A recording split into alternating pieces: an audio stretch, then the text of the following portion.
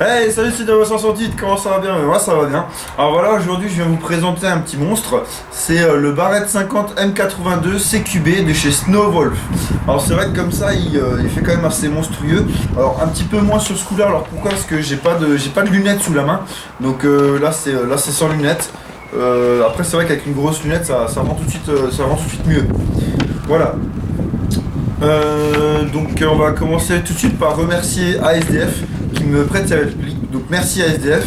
Donc il y aura dans la description le lien du site et le code remise de moins 5% que vous allez taper pour votre commande.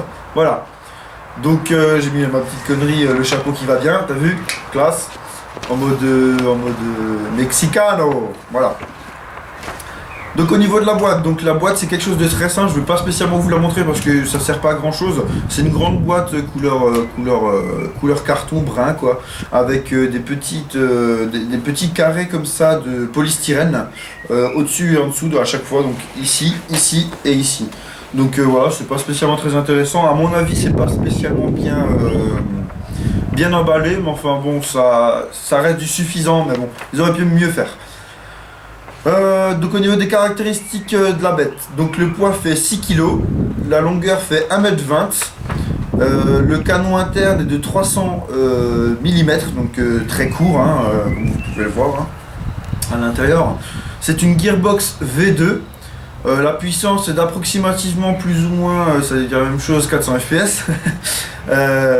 C'est du full metal sauf la poignée pistole qui est ici. Donc la poignée pistole, qui d'ailleurs le moulage est affreux, enfin là ça on en reviendra après. Au niveau du chargeur, c'est un high cap de 190 billes.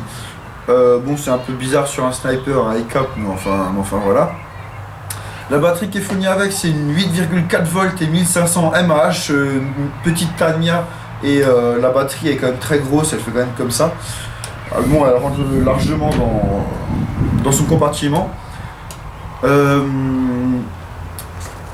Et le up-up est réglable, voilà. Donc au niveau de la réplique, ben voilà un petit peu le bestiau.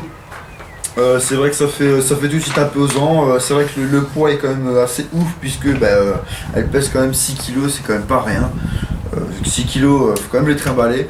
Enfin voilà. Donc au niveau de l'emplacement batterie se trouve ici. Donc en fait dans le bas du corps. En fait ici on a une goupille, ici là. Nous avons une goupille, il faut simplement la tirer avec une pince multiprise parce qu'à la main c'est juste pas possible. On tire ça, on peut enlever le talon de crosse et pouvoir enfiler la batterie. Ou alors carrément enlever la même goupille et carrément enlever tout le haut du corps, c'est faisable aussi. À mon avis c'est plus simple d'enlever juste le talon parce que le haut du corps c'est un peu embêtant. Voilà. Donc au niveau de la poignée pistole donc plastique que je vous ai dit avant, et c'est vrai qu'ici on peut voir, bon vous allez pas voir certainement la caméra, mais ici il y a vraiment une très grosse trace de moulure. C'est vraiment horrible, c'est vraiment pas beau, c'est pas sympa quand on le touche, enfin c'est vraiment pas cool. Ils ont fait ça vraiment à tchétché, c'est vraiment du cheap, c'est vraiment pas joli. Donc au niveau du chargeur, on a une petite languette juste ici là. Donc on appuie simplement sur la petite languette, on rabat l'arrière et voilà, et il sort. Donc le chargeur, le voici, il est quand même juste énorme, 190 billes, c'est un high cap avec la petite molette en dessous qui va bien. À l'avant vous avez un petit retour ici qu'il faut d'abord enclencher dans la réplique, puis seulement remonter le chargeur pour qu'il sculpte correctement. Donc c'est du métal aussi, voilà. C'est vraiment gros. Après c'est à mon avis un petit peu bizarre de mettre un high cap sur un sniper, mais enfin bon, après ça c'est mon avis. Ensuite au niveau du chargeur ça c'est fait. Donc le sélecteur de tir, faut que je tourne la réplique, hop. Le sélecteur de tir se trouve juste ici, un peu comme une M4. Donc ici on est en sécurité, en haut coup par coup, et au fond full auto, parce que oui il y a un full auto sur ce snipe. C'est sûr ça fait un peu bizarre. Je vous montrerai après de toute façon au test de tir et tout ça, ça fait bizarroïde quand on tire en full auto avec un sniper. Enfin bref. Voilà pour ceci. Ensuite au niveau du joint up-up, le up-up se règle au niveau du rechargement factice, donc on a simplement à le tirer. Et ici nous avons accès sur un bloc up type M4. Donc vu que c'est une gearbox V2 forcément voilà. Voilà pour le joint up. Ensuite au niveau donc la poignée de transport fournie avec. Donc c'est simplement une petite molette de côté où on pose sur un rail sur le rail Picatinny standard. On a simplement à le visser, il n'y a pas de problème, hein, c'est résistant, vraiment j'ai pas peur de le prendre avec cette poignée. Donc elle a l'air vraiment solide, vraiment sympa. Voilà.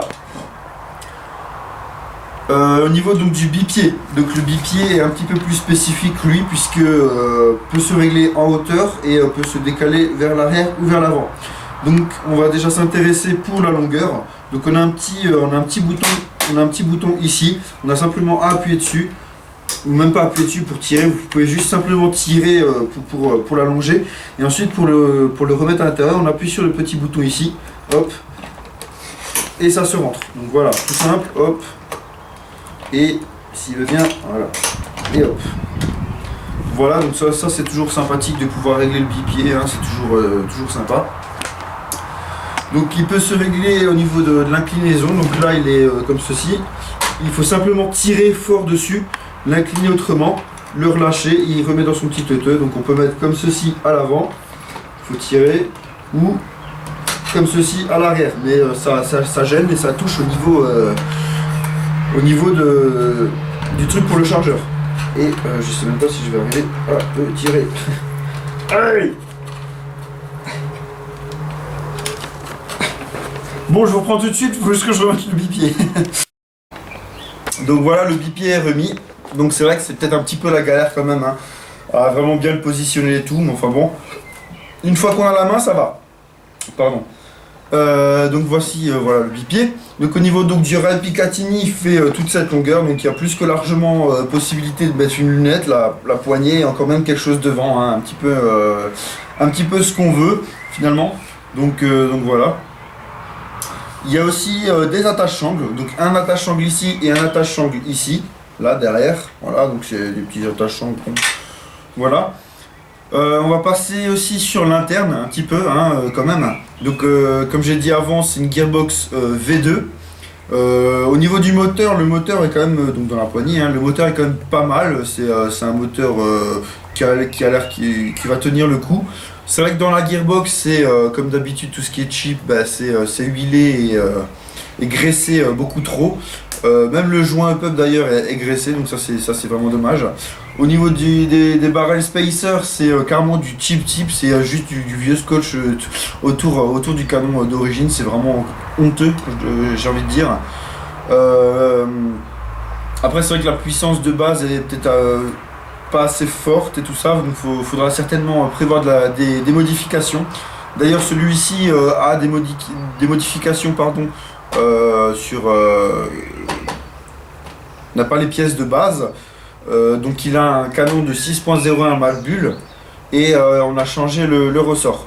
Donc c'est pour ça au niveau du test de tir il sera pas forcément exact puisque d'autres pièces ont été changées et rien n'est d'origine, donc voilà, je ferai un test de tir juste pour montrer un petit peu ce que ça donne au niveau du bruit et tout ça, mais sinon les caractéristiques de tir seront clairement faussées puisque ce n'est pas les pièces d'origine.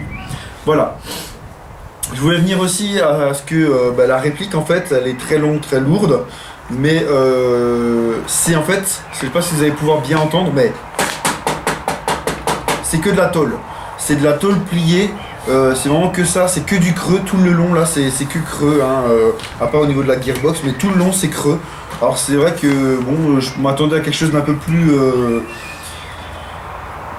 conséquent on va dire, parce que bon là c'est vrai que de la tôle, tout ça, bon c'est peut-être un peu moyen.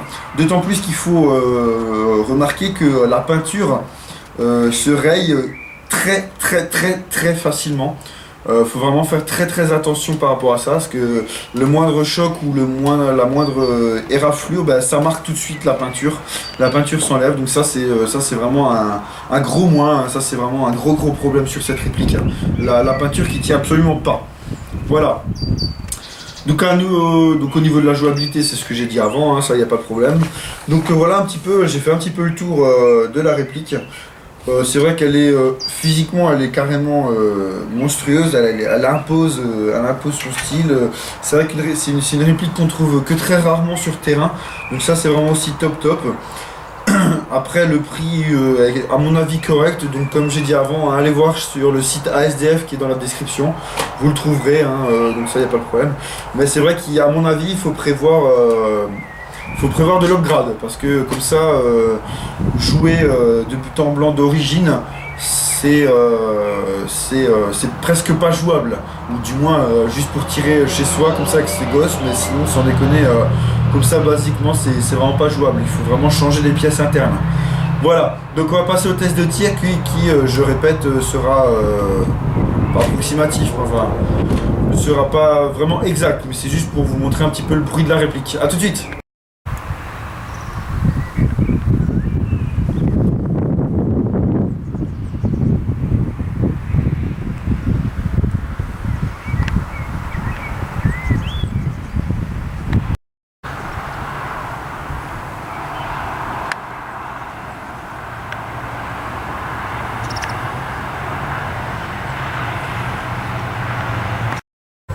Donc voilà le test de tir du Barrett 50 M82 de CQB de chez Snowwolf. Je vais pas vous montrer la trajectoire des billes parce que ça sert pas à grand chose puisque rien n'est d'origine. Je vais juste faire un petit test de tir histoire de voir que la réactivité, la cadence de tir et un petit peu le bruit de la réplique. Voilà, donc on est parti en coup par coup.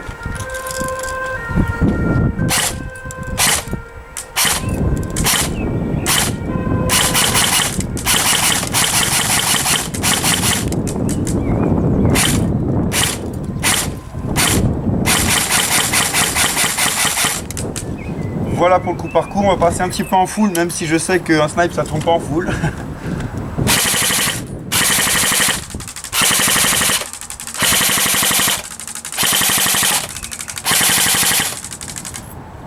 Encore un petit peu en coup par coup. Merde, je suis en sécurité.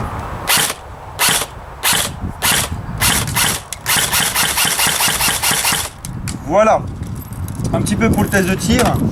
Bah, je vous remercie d'avoir regardé ma vidéo.